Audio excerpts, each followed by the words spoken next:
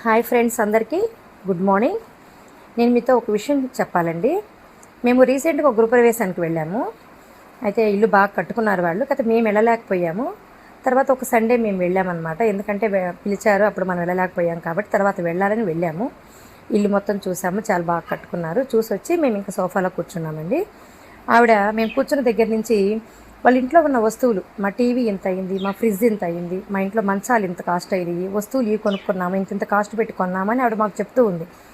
మేము అడగలేదండి వాళ్ళని ఎంత పెట్టి కొన్నారు ఏంటి అని. మేము అడగలేదు, ఎందుకంటే మనం వెళ్ళింది వాళ్ళ ఇల్లు చూడడానికి, వాళ్ళ వస్తువులు ఎంత ఏంటి అనడానికి కాదు.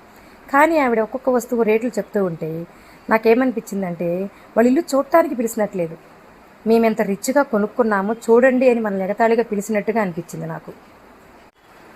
గృహప్రవేశాలకు పిలవండి, కానీ ఇంట్లో ఉన్న వస్తువుల రేట్లు మాత్రం చెప్పకండి. ఎందుకంటే ఎగ్జిస్ట్ అయి బ్రతికే వాళ్ళకి ఇలాంటివి చూసినప్పుడు కొంచెం బాధగా అనిపిస్తుంది అనమాట. ఎందుకంటే వాళ్ళ మనసు కూడా పాడైపోతుంది. ఎప్పుడైనా ప్రేమగా పిలవాలి, ప్రేమగా ఉండాలి, అంతేగాని వస్తువులు కాస్టులు చెప్పి మనుషులు మాత్రం హీనంగా చూడొద్దు, తక్కువగా చూడొద్దు. ఓకేనా ఫ్రెండ్స్? మీరు మాత్రం అలాంటి గృహప్రవేశాలకు అస్సలు వెళ్ళకండి. నాకైతే అలాగే అనిపించింది. తను చూపిస్తున్నంతసేపు నాకు అక్కడ డబ్బే కనిపించింది, కానీ వాళ్ళు కట్టుకున్న ఇల్లు మాత్రం నీట్గా ఉందా లేదా, అందంగా ఉందా లేదా, అది మాత్రం కనిపించలేదు. అందుకే ఇలాంటి వాళ్ళని ఎప్పుడైనా దూరంగా పెట్టాలి. అలా పెడితేనే మనం మనశ్శాంతిగా ఉండగలుగుతాము. ఏమంటారు?